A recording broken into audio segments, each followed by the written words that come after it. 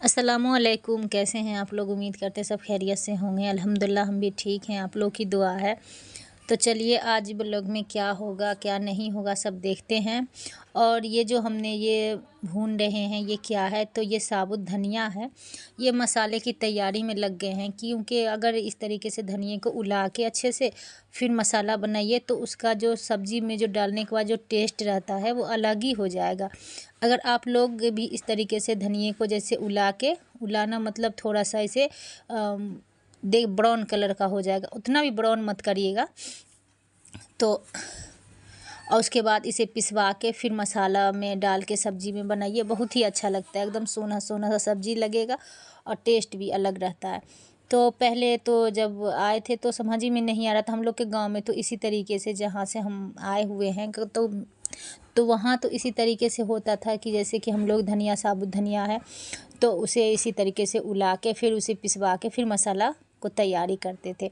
अब जब दिल्ली में आए तो यहाँ समझिए कि इस तरीके से धनिया मिल ही नहीं रहा था।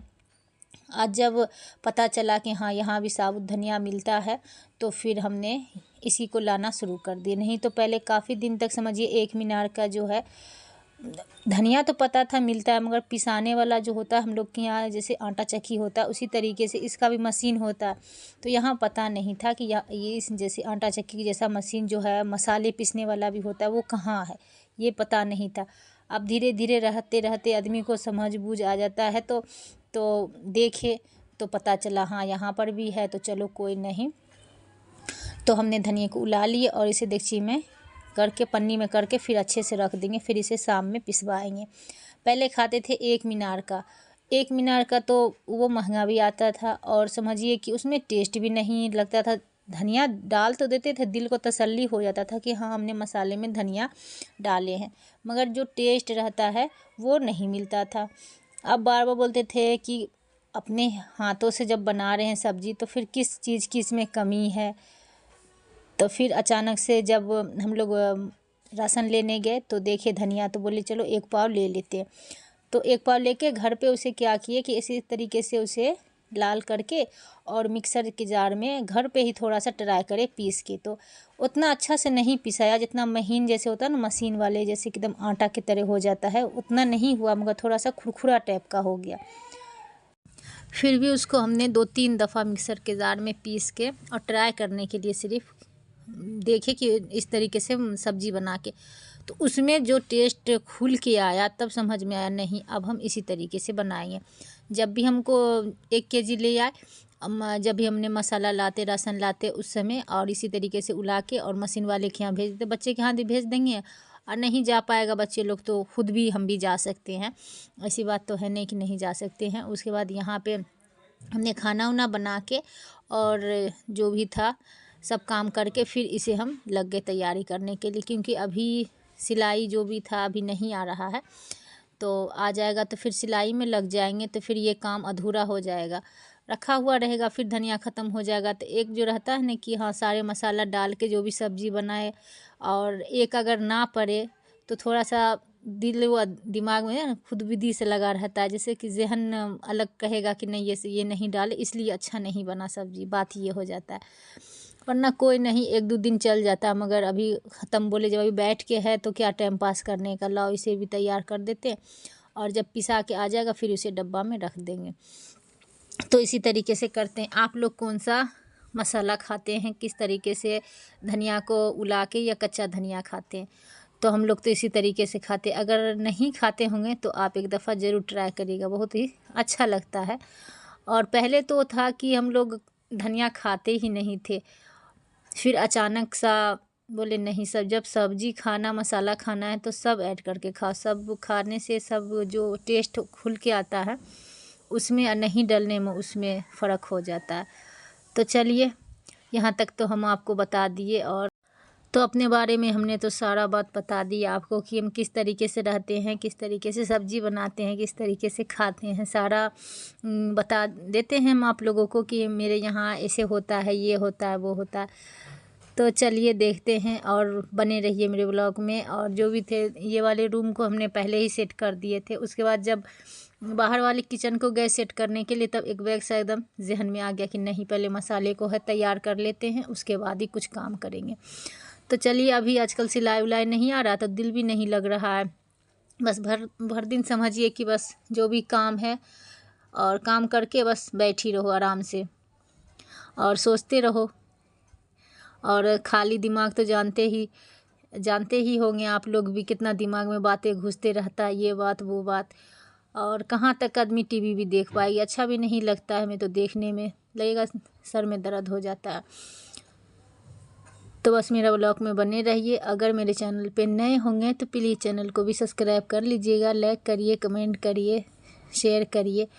और ठंड आप लोगों के यहाँ कैसा है वो भी आप हमें बता सकते हैं। यहाँ तो दिल्ली में तो काफ़ी ठंड आने वाली है। अभी तो थोड़ा सा है, और बाद में जब लास्ट टाइम पर आएगा जनवरी फरवरी, तो अब तो समझ जाइए इतनी ठंड की ज़रा से भी धूप देखने को भी नहीं मिलेगा। इस तरीके से यहाँ का माहौल हो जाता है।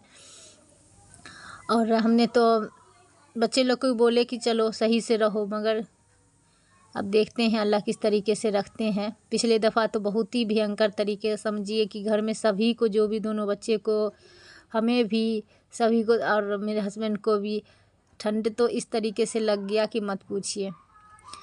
तो इस दफ़ा तो चलिए आप लोग भी बच के रहिए।